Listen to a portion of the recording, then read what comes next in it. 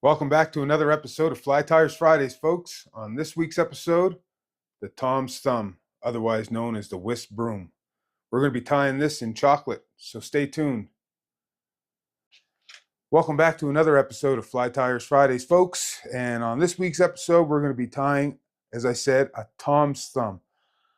I refer to it, and a lot of other people refer to it as a Wisp Broom. Put it on and sweep the pool. It's an amazing fly for Atlantic salmon, brook trout, lake trout, a lot of different fish. But I predominantly use it for Atlantic salmon. It's a great fly. So let's get off and start. And we're going to be tying this on a 9-6-7-2 mustad hook. You only need one material to tie this fly, and that's deer hair. So we're going to be using, as I said, chocolate brown. So we'll get our thread started. I'm using Uni 6/0 black thread.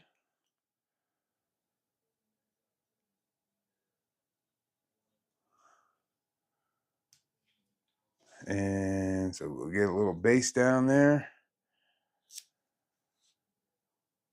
Again, just like always, get all your under fur out. Just give it a good little flick. Pull out all that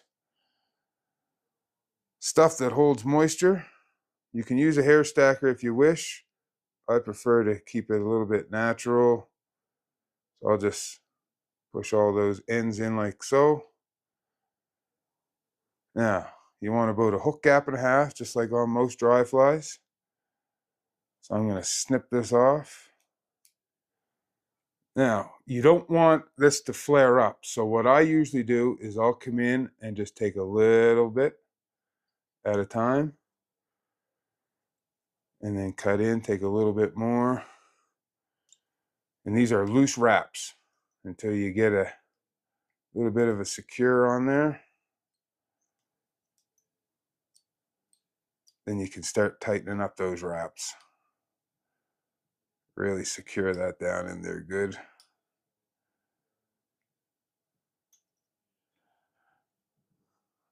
So there we got our base. You can see it flared up a little bit, but that's fine.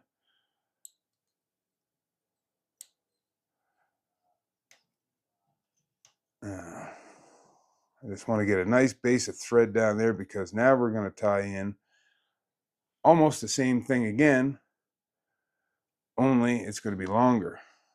So this is kind of like a humpy variation. If you're familiar with the trout fly, the humpy. Get that under fur out. Square up those tips.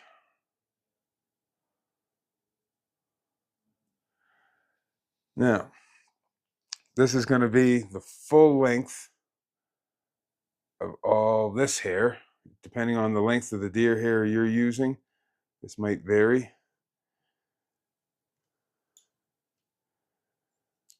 So basically we're just tying in a second tail.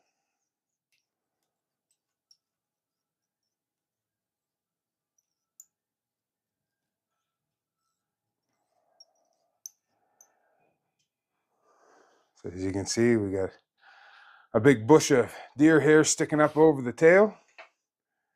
Just bear with me, folks. You'll see what I'm doing here in the end. So now what we're going to do, we're going to spin some deer hair.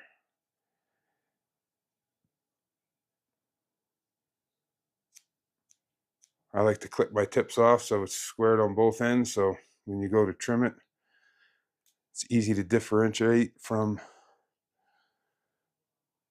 Got hooked on the hook there a little bit. It's easy to differentiate from the tail. Push your deer hair back.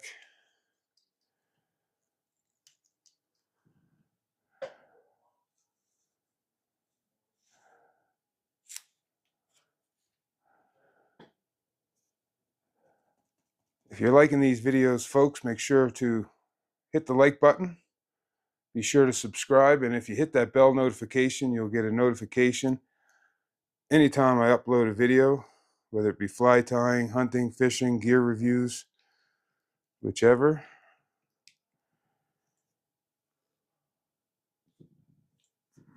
Pack that deer hair back there nice and good.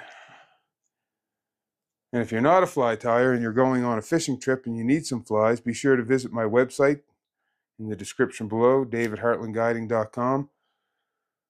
I can tie you up almost anything you want. We also have inventory on there of salmon flies, saltwater flies, striper flies. And if it's not on there, if you send me a sample, I could most likely probably tie you up whatever it is you're looking for. Send it to you so you'll be well prepared for your trip.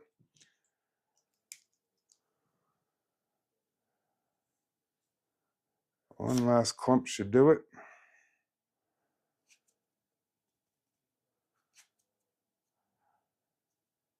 So this is kind of similar to the bomber I did in my last video. If you haven't seen that, be sure to check that video out.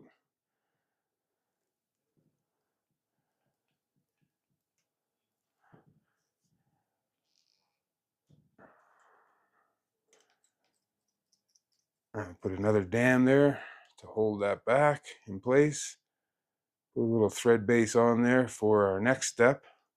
But for right now, we're just going to throw a couple half hitches on here to hold that. Snip that off. Now, grab your tail. If you grab your tail and your long tail, pull that away. Come in with your scissors on an angle like so. Trim all around those tails.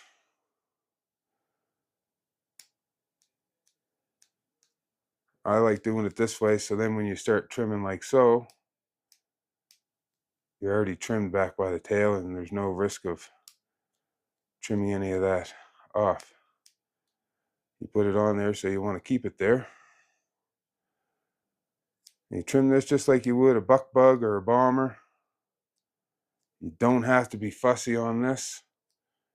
It can be fat, it can be skinny, but the back part you want to trim down nice and flat, as I'll show you here in a second.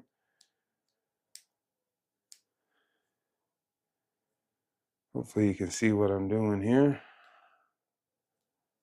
Now I'll come in on the top, so your hook's on the bottom. I'm going to come in on the top. I'm going to trim that nice and flat. We put that back in our vise. Get our thread back on.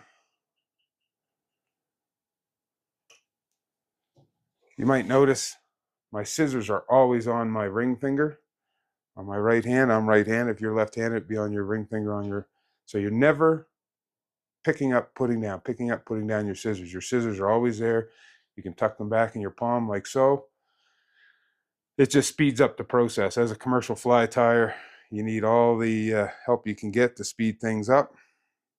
Now, I'm going to come in here, leave my short tail, because that is my actual tail. I'm going to grab this other longer section that I tied in. I'm going to work that nice and flat over the back. Hold it there. 1, 2 wraps, and then tighten down. Then you can spread that out a little bit. You want a nice fan. Pull that back. Put a dam in front so it kicks up, like so. Come in with your whip finisher and finish off that head.